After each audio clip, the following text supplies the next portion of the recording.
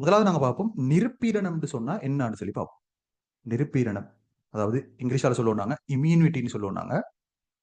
இம்யூனிட்டின்னு சொல்லக்கூடியது என்னது? சரியா? இம்யூனிட்டினா என்னன்னு சொல்லி பார்ப்போம். இம்யூனிட்டிக்கு வந்து நாங்க அந்த பேச்சு வழக்குலண்டா இந்த நோய் எதிர்ப்பு சக்தி, சரியா? அப்படின்னு எல்லாம் நாங்க பேச்சு வழக்குல சொல்றதான். நோய் எதிர்ப்பு சக்தி எங்களுக்கு ஒரு சக்தி ஒன்றிக்கிற நோயிலிருந்து எதிர்ப்பு காட்டுறதுக்காக வேண்டி, நோயிலிருந்து எதிர்க்கிறதுக்காக வேண்டி எங்களுக்கு ஒரு சக்தி ஒன்றிக்குதுன்ற மாதிரிலாம் நாங்க அந்த பேச்சு வழக்குல சொல்லிட்டு இருக்கோம். அதைத்தான் நாங்க நிருப்பீரணம்னு சொல்லி நாங்க சயின்டிபிக்கா சொல்றோம். சரியா? இது என்ன தெரியுமா? இது என்னண்டா எங்கட உடம்புள்ளுக்கு வரக்கூடிய நோயாக்கிகள் இருந்து, சரியா? உடம்புள்ளுக்கு வரக்கூடிய நோயாக்கிகள் இருந்து, அப்படி இல்லைன்றால் உடம்புள்ளுக்கு வரக்கூடிய பிற பொருட்கள் இருந்து. பிற பொருட்கள் சொன்ன என்னது? பிற பொருட்கள் சொல்லும் மேலும் அப்படி இல்லை இன்னொரு பேர், இன்னொரு வேர்டு ஒன்று மிக்கிறேன். என்னென்றால் தனதல்லாத பொருட்கள், தனதல்லாத பதார்த்தங்கள். சரியா? அப்படி நாங்க தினதல்லாத விஷயத்துக்கு நான் புற வரேன். இப்ப பிற பொருட்கள் மட்டும் சொல்றேன். கேட்டா பிற பொருட்கள் அப்படி இல்லாட்டி நோயாக்கிகள். இதிலிருந்து உடம்ப பாதுகாக்கின்ற செயல்முறைக்கு தான் நாங்க சொல்ல நிரூபிக்கிறேன் சொல்லி. இப்ப நோயாக்கி என்று சொல்லி எடுத்தா நோயாக்கி என்று சொல்லக்கூட நாங்க முதலாவது சொல்றோம் ஃபங்கஸ் சொல்றோம். அடுத்தது பாக்டீரியாக்களை சொல்றோம். ரைட்டா? அதுல நாங்க குறிப்பிட்டா சொல்லணும் என்னென்றால் பாக்டீரியாக்கள்லே எங்களுக்கு நோய் ஏற்படுத்தக்கூடிய பாக்டீரியாக்கள் சில பாக்டீரியாக்கள் தான் காணப்படும். உண்மையிலே சில பாக்டீரியாக்கள் தான் எங்களுக்கு நோய் விளைவிக்கக்கூடிய. சரியா? அடுத்து வைரஸுகள். சரியா? இதான் நாங்க நோயாக்கியல்னு சொல்றோம். அப்ப இந்த நோயாக்கியில இருந்து எங்க உடம்பு பாதுகாக்கப்பட வேண்டும். முதலாவது விஷயம். இரண்டாவது பிற பொருட்கள் சொல்லக்கொள்ள, பிற பொருட்கள் சொன்னா எங்கட உடம்ப தவிர உடம்புக்கு சொந்தமான விஷயங்களை தவிர மத்த எல்லாமே பிற பொருட்கள் தான். சரியா? உடம்புக்கு சொந்தமான விஷயங்களை தவிர மத்த எல்லாமே. உதாரணம் எடுத்தா சும்மா சொல்றேன் என்ன? மகரந்த மணி. ஏன் நான் மகரந்த மணி எடுக்கிறேன்? மகரந்த மணின்றது எங்கட வழியில வழியில பறந்து கொண்டிருக்கக்கூடிய, வழியில மிதந்து கொண்டிருக்கக்கூடிய ஒரு விஷயம் ஒன்றுதான். பூக்கள்ல இருந்தா வரும் மகரந்த மணின்றது. வேற ஒன்றும் இல்ல. பூக்கள்ல இருந்தா வார. ஆனா வார நேரம் எங்கட நாங்க சுவாசிக்கிற நேரம் அது எங்கட சுவாச தொகுதியிலுக்கு போகலாம். போனா அந்த மகரந்த மணி எங்கட உடம்பை சேர்ந்தது அல்ல தானே. எங்கட உடம்போட சொந்தமான விஷயம் உண்டு அல்ல. அது ஒரு பிற பொருள் தான். பிற பொருளுக்கு நாங்க இங்கிலீஷ்ல சொல்ற வந்து ஃபாரின் பாடின்னு சொல்லி.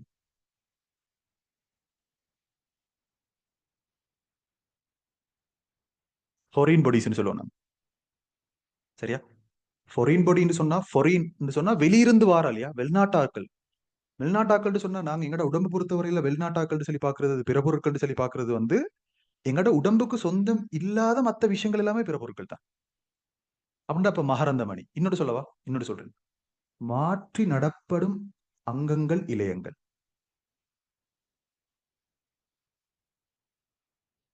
மாற்றி நடப்படும் அங்கங்கள் இழையங்கள். அப்படின்டா மாற்றி நடப்படும் அங்கங்கள் தான் இப்ப உதாரணமா ஒத்தர்ட கிட்னி எடுத்து எங்க உடம்புல போடுறோம். சரியா? அந்த கிட்னி எங்கட உடம்புக்கு சொந்தம் இல்லாத ஒரு கிட்னி தானே. கேட்டா ஒத்தர்ட ஹார்ட் எடுத்து எங்க உடம்புல போடுறோம். அந்த ஹார்ட்டும் எங்கட உடம்புக்கு சொந்தமான ஹார்ட் அல்ல அது. ஒரு மனிதருடைய ஹார்ட்டா இருந்தாலுமே வந்து அது எங்க உடம்புக்கு சொந்தம் இல்லை தானே. அப்ப எங்க உடம்பு அந்த ஹார்ட்டையும் ஒரு பிற பொருளா தான் பார்க்கும். ஒரு அந்நிய பொருளா தான் பார்க்கும். சரியா? ஒரு ஃபொரின் பொடியா தான் பார்க்கும். அதே மாதிரி மாற்றி நடப்படும் அல்லது மாற்றி நடப்படும் குருதி இழையங்கள். குருதி மாற்றி நடப்படும் இழையங்கள்ல அன்னைக்கு குருதியும் வரும். நான் குருதியை அவனைக்கு போட்டுறேன். மாற்றி நடப்படும் இழையங்களுக்கு கீழே குருதி அப்படின்றதும் வரும். சரியா? இதையுமே இப்ப குருதின்ற கொள்ள எங்க உடம்புக்கு சொந்தமான குருதி தான் எங்கட குருதி. ரைட்டா? வெளியொத்தட்ட குருதி எங்க உடம்புல போட்டா அதே எங்க உடம்பு பிற பொருளா தான் பார்க்கும். சரியா? பிற பொருளா தான் பார்க்கும். ரைட். இப்ப இப்படியான விஷயங்கள் இருந்து எங்க உடம்ப பாதுகாக்கின்ற செயல்முறைக்கு தான் நாங்க சொல்ற நிருப்பீரணம் அல்லது இம்யூனிட்டி அப்படின்னு சொல்லி சொல்லுவோம். சரியா? அப்ப இதான் அறிமுகம், இதான் வரைவிலக்கணம். இப்ப வரைவிலக்கணத்தையும் அறிமுகத்தையும் வாசிச்சுட்டு நாங்க இம்யூனிட்டியை சம்பந்தமா மத்த விஷயங்களை பார்க்கறதுக்கு வருவோம். சரி பாருங்க முதலாவது சொல்றான். ரைட்.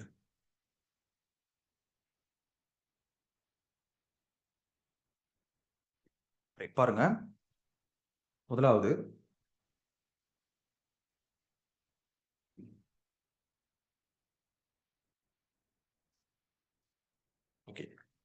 பாருங்க, உடலில் ஏற்படும் காயங்கள், அதே மாதிரி வெளியிலிருந்து உடலினுள் ஆக்கிரமிக்கும் நோயாக்கிகள் மற்றும் பிற பொருட்கள் ஆகியவற்றிலிருந்து உடலை பாதுகாக்கும் பொறிமுறை நிருப்பீரணம் எனப்படும் அப்படின்னு சொல்லப்படுது. இதுதான் வரைவிலக்கணம். சரியா? இதுதான் வரைவிலக்கணம். இது டபுள் கோட்டேஷன் பண்ணுங்க.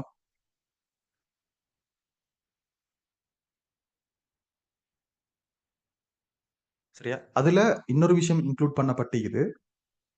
பாருங்க, வெளியிலிருந்து உடலினுள் ஆக்கிரமிக்கும் நோயாக்கிகள் மற்றும் பிற பொருட்களை சொல்றதோட பாருங்க, ரைட்டா, அதிலிருந்து உடலை பாதுகாக்கிறதோட இன்னொரு விஷயம் சொல்லப்பட்டிருக்குது, உடலில் ஏற்படும் காயங்கள்.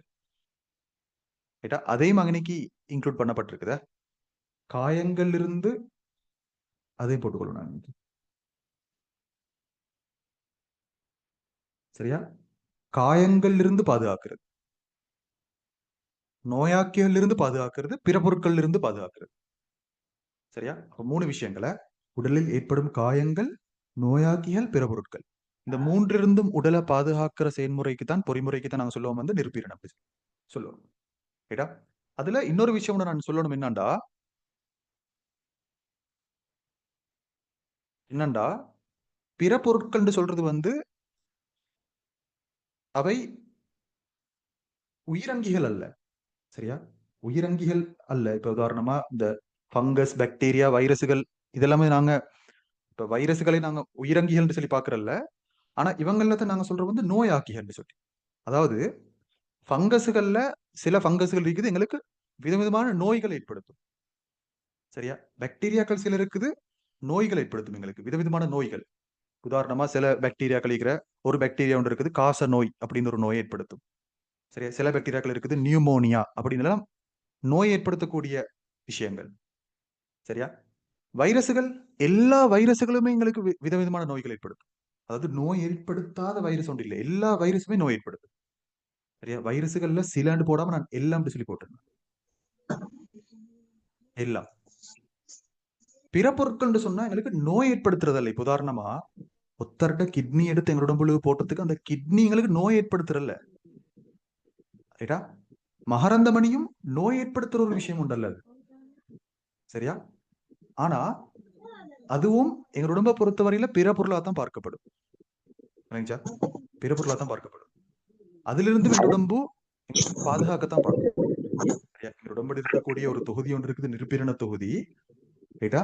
இந்த மகரந்தமணி, மாற்றி நடப்படும் அங்கங்கள், மாற்றி நடப்படும் இழையங்கள், இப்படியான பிற பொருட்கள் இருந்தும் எங்க உடம்பை பாதுகாக்கிறதுக்கு தான் எங்கட அந்த நிருப்பீரண தொகுதி முயற்சி செய்யும். கொஞ்சம் இருங்க, யார்கிட்ட மைக் வேலை செய்யுது.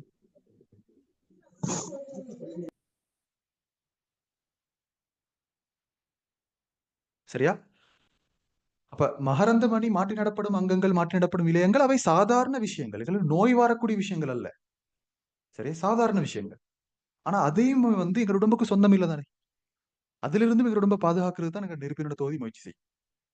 சரி, அதான் பிற பொருட்கள் சொல்லி வேறையா போட்டிக்கிறான். சரியா? நோயாக்கியல், பிற பொருட்கள் சொல்லி. பிற பொருட்கள்ன்றது எப்படி திரும்ப எடுத்துக்கோங்க, பிற பொருட்கள்ன்றது நோயை ஏற்படுத்தாத எங்க உடம்புக்கு சொந்தம் இல்லாத விஷயங்கள், அதான் பிற பொருட்கள். நோயாக்கியல்ன்றது வந்து எங்கட நோயாக்கியலும் எங்க உடம்புக்கு சொந்தம் இல்ல. சரியா? பிற பொருட்கள் எங்க உடம்புக்கு சொந்தம் இல்லைன்னு சொன்னா நோயாக்கியல் எங்க உடம்புக்கு சொந்தமா இல்ல. ஃபங்கஸுகள் எங்க உடம்புக்கு சேர்ந்தவரா இல்ல. பாக்டீரியாக்கள் வெளியிருந்து வாராக்கள் தான். வைரஸுகள் வெளியிருந்து வாரதுதான். அதுவுமே எங்க உடம்புக்கு சொந்தம் இல்லதான். சரியா? நோயாக்கியலும் தான், பிற பொருட்களும் தான் எங்க உடம்புக்கு சொந்தம் இல்ல. ஆனா நோயாக்கியல்ன்றது எங்க உடம்புக்கு சொந்தம் இல்லாத நோயை ஏற்படுத்தக்கூடிய அம்சங்கள். பிற பொருட்கள்ன்றது வந்து எங்க உடம்புக்கு சொந்தம் இல்லாத சாதாரண விஷயங்கள். சரியா? அடுத்தது இன்னைக்கு ஒரு விஷயம் சொல்லிட்டே நான் அந்த வாசிக்கிறதுக்கு வாரேன், தொடர்ந்து வாசிக்கிறதுக்கு வாரேன். இந்த நோயாக்கிகளையும் பிற பொருட்களையும் சேர்த்துத்தான் ஒரு பொதுவான வேர்ட் தான் அந்நிய பொருள் அப்படின்னு சொல்லி சொல்றோம். அந்நிய பொருள் சொல்றது வந்து பிற பொருட்களுக்கு இன்னொரு வேர்டு உண்டு அல்ல. சரியா? பிற பொருட்களுக்கும் நோயாக்கியலுக்கும் சேர்த்து தான் நாங்க சொல்றோம் அந்நிய பொருள் சொல்றோம். ரைட்டா? இப்ப இன்னைக்கு நாங்க அந்த வேர்ட்ஸை கொஞ்சம் சரியா, டேர்ம்ஸ் எல்லாம் சரியா கிளாரிஃபை பண்ணிக்கொள்வோம். பாருங்க, அந்நிய பொருள்ன்றது எங்க உடம்புக்கு சொந்தம் இல்லாத எல்லாமே அந்நிய பொருள். அப்படின்னா நோயாக்கிகள், இந்த ஃபங்கஸுகள், பாக்டீரியாக்கள், வைரஸுகள் அதுவும் எங்க உடம்புக்கு சொந்தம் இல்ல.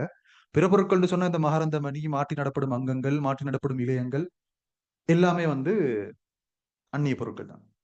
சரியா? பிற பொருட்கள், நோயாக்கிகள் எல்லாமே அந்நிய பொருட்கள் தான். அந்த அந்நிய பொருட்கள்ல நோய் ஏற்படுத்தக்கூடிய அந்நிய பொருட்களுக்கு சொல்ற நோயாக்கி என்று சொல்லி, நோய் ஏற்படுத்தாத சாதாரண அந்நிய பொருட்கள் சொல்லுவோம், பிற பொருட்கள் சொல்லி.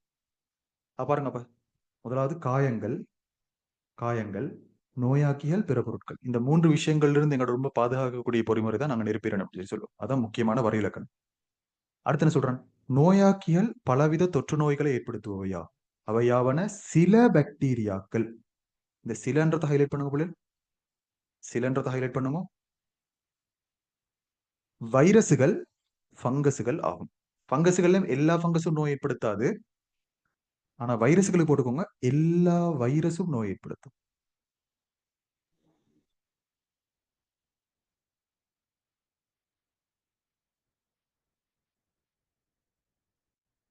எல்லா வைரஸுகளும் நோய் ஏற்படுத்துன்னு போடுங்க.